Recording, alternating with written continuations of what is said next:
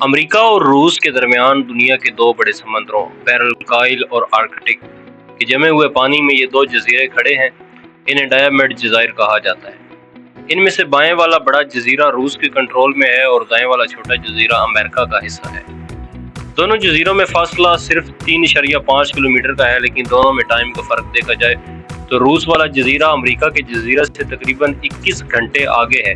یعنی اگر امریکہ والے جزیرہ میں پیر کے دوپہر 3 بجے ہوں گے تو روس والے جزیرے میں منگل کے دوپہر کے 12 بج چکے ہوں گے۔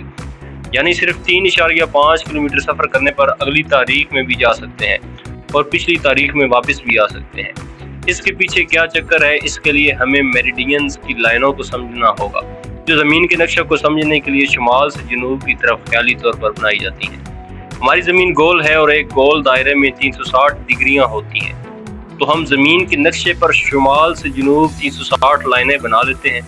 ان لائنوں میں سے ایک لائن انگلینڈ کے علاقے گرین وچ سے گزرتی ہے، اسے 0 ڈگری مان لیا گیا اور یہاں کے وقت کو بھی سٹینڈرڈ مان لیا گیا، جسے گرین واچ ٹائم یعنی GMT کہا جاتا ہے۔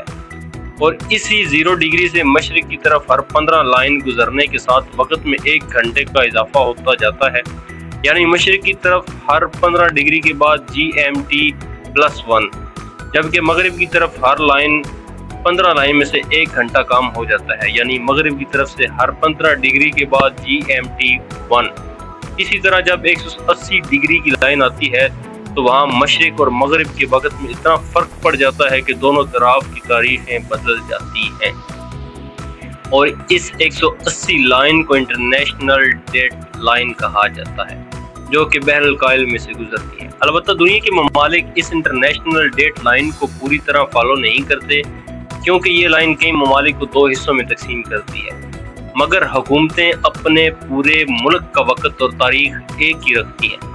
جیسے پاکستان سے تقریباً 18 لائنز گزرتی ہیں 60 ڈگری سے 77، لیکن ہم 75ویں لائن کے مطابق اپنا ٹائم رکھتے ہیں، جو کہ GMT سے 5 گھنٹے آگے بنتا ہے۔